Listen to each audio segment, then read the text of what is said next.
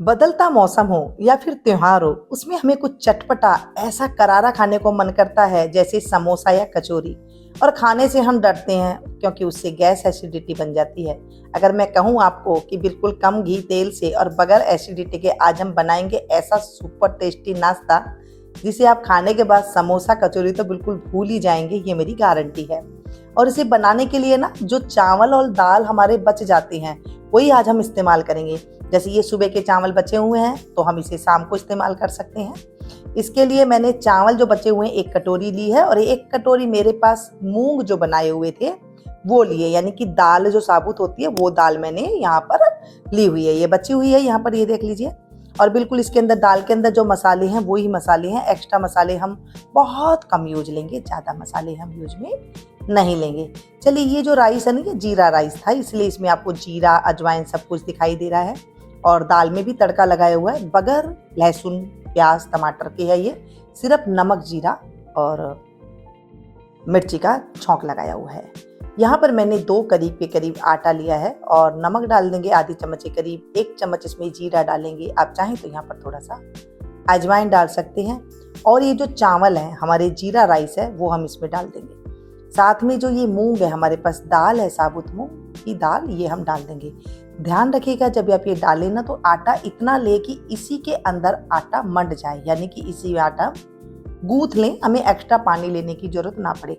आटा थोड़ा कम ही रखिएगा, अगर आपको जरूरत पड़े तो फिर आप और ले लें। ये 2 से 3 चम्मच के करीब मैंने दही है, ये भी मैंने ले लिया है। दही से अच्छा सॉफ्टनेस तो आएगा ही आएगा, एक टेक्सचर आएगा खट्टा सा, बहुत मजे का आता है। और ये है जो मैंने 1 चम्मच मसाला बताया था। सारी सब्जी में बस 1 चम्मच मसाला डालिए और सब्जी बनके तैयार हो जाती है।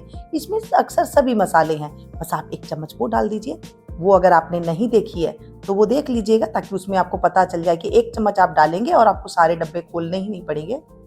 वो ये मसाला है, 1 चम्मच डाल दिया। अच्छा सा इसके अंदर क्रिस्पी जो होता है ना, वो आ गया है, थोड़ा चटपटा फ्लेवर आ गया है। 1 चम्मच घी डालेंगे और उसको अच्छे से मसल के चिकना कर लेंगे। आप यहाँ पर तेल भी डाल सकते हैं, कोई भी कुकिंग ऑयल, ठीक है। आटा हमारा तैयार हो गया एकदम चिकना। अच्छे से लोच लगा करके इसे आप चिकना कर लीजिएगा। जैसे हम रोटी का आटा बनाते हैं, सेम वैसे ही आटा बनाया है। थोड़ा सा हल्का सा अगर आप टाइट रखना चाहे तो रख लीजिएगा, अगर जिनसे नहीं मिलता है तो। यहाँ पर हम लोई लेंगे। देखिए, जब हम पराठे बनाते हैं ना, तो थोड़ी सी मोटी लोई लेते हैं। आज मैं 2 तरीके से बताऊंगी। रोटी भी बना सकते हैं हम इसकी, अगर आप पराठा नहीं खाना चाहते हैं, क्योंकि बिल्कुल फ्लेवरफुल बन गया है। इसके अंदर एकदम चटपटा मसाला आ गया है। वो जो मैंने मसाला बताया ना, उसके अंदर सभी कुछ मसाले हैं। ये मैंने रोटी एक बना ली है।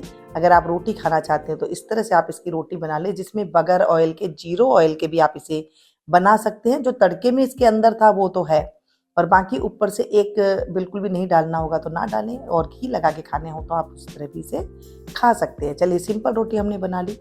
जो मैं मसाला आपको बता रही हूँ, उसमें गरम मसाला भी है, इसके अंदर सारी चिली फ्लेक्स वगैरह सब कुछ है, तो इसको आपको ऊपर से डालने की जरूरत नहीं पड़ेगी। और अगर आपके पास वो मसाला नहीं है तो फिर आप सारे मसाले डाल दीजिए, जैसे रेगुलर मसाले हैं, खटाई है, गरम मसाला है, आमचूर का पाउडर है, ये सारी चीज़ आप मिला करके डाल दीजिएगा, ठीक है। रोटी को हम सेक लेंगे। जब तक रोटी सिक रही है ना, तब तक हम इसे एक पराठा भी हम बेल लेते हैं। थोड़ी सा मोटा लेंगे, लोई जो है हल्की सी मोटी लोई लेंगे, और इसको हम थोड़ा सा बेल लेंगे। ये जो हम बना रहे हैं, ये मैं आप पराठा बनाना बता रही हूँ। पराठा आप किसी भी शेप में बना सकते हैं, जैसे आपको पसंद है। तिकोना, चौकोर, गोल, जैसे भी आपको अच्छा लगता है। 5 कोन वाले, जैसे भी अच्छा लगता है आप इसे बना सकते हैं। घी से इसका टेस्ट बहुत अच्छा आता है। आप चाहें तो यहाँ पर आप तेल भी कुकिंग ऑयल लगा सकते हैं। यहाँ पर मैं यहाँ पर तिकोना पाउडर पराठा बना रही हूँ, तो यहाँ पर फिर से हम घी लगाएंगे इसमें अच्छे से, और इसको हम बेलेंगे। तिकोना पाउडर पराठा जब हम बेलते हैं ना, तो इसमें थोड़ी दिक्कत आती है। जैसे साइड से आप बेलेंगे तो ये बराबर से बिल जाएगा, जब आप बीच बीच में बेलेंगे तो इसमें ऐसे हो जाता है, किनारा मोटा हो जाता है, फिर ये बिलते नहीं है। तो आप इस तरह से बेल लीजिएगा। देखिए, अच्छे से बेल करके तैयार हो जाता है। हल्की सी मोटाई रखिएगा, एकदम पतला नहीं बेलना है।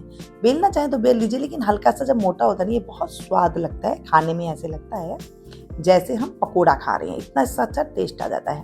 तो रोटी को हम ऊपर सेक लेंगे। देखिए, ये रोटी फूलेगी नहीं, क्योंकि इसके अंदर दाल चावल से जो हल्की हल्की सी वो हो रही है, इसके अंदर हवा थोड़ी सी पास होती है। तो ये रोटी बनके तैयार होगी। आप चाहें तो घी लगा करके इस तरह से आप इसकी सर्व कर सकते हैं। सर्व किसके साथ करना है वो मैं आगे बताऊंगी। चलिए देखिए कितनी क्रिस्पी करारी बनी एकदम जैसे पकोड़ा है। यहाँ पर हम पराठा भी सेक लेते हैं। पराठा भी बिल्कुल करारा सिक जाएगा।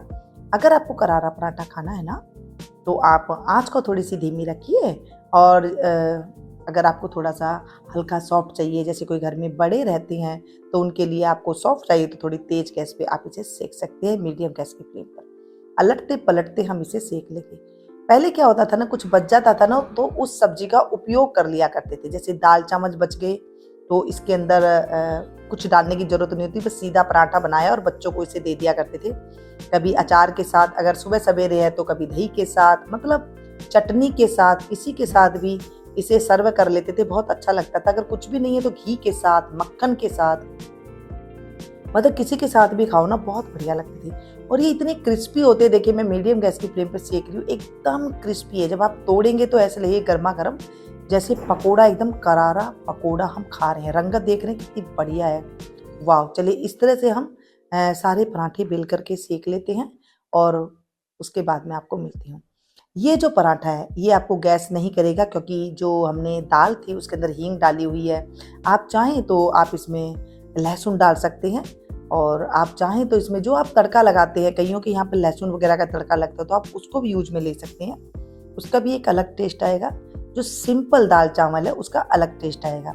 ये क्या होता है, गैस एसिडिटी बनाते नहीं है और बहुत बढ़िया लगता है। ऐसे लगते हैं जैसे ना हम पकोड़ा खा रहे हैं। तो ये देखिए सुपर टेस्टी सारे पराठे हमारे बनके एकदम तैयार हो गए हैं और इसे हम यहाँ पर रायता के साथ सर्व करेंगे। मैंने यहाँ पर बूंदी का रायता बना लिया है। आप चाहें तो सिंपल दही के साथ सर्व कर सकते हैं, बूंदी के साथ सर्व कर सकते हैं, अचार के साथ इसे सर्व कर सकते हैं। अगर आप टिफ़िन लेकर के जा रहे हो ऑफिस में और बच्चों के लिए टिफ़िन पैक कर रहे हैं तो ये ऑडी रूनी रैप का मैंने पेपर लिया है जो बहुत ही हेल्दी है और एकदम फ्रेश है। आप इसे परचेज करना चाहें, इच्छुक है तो मैं यहाँ पर लिंक डिस्क्रिप्शन बॉक्स में दे दूँगी, वहाँ से आप परचेज कर सकते हैं।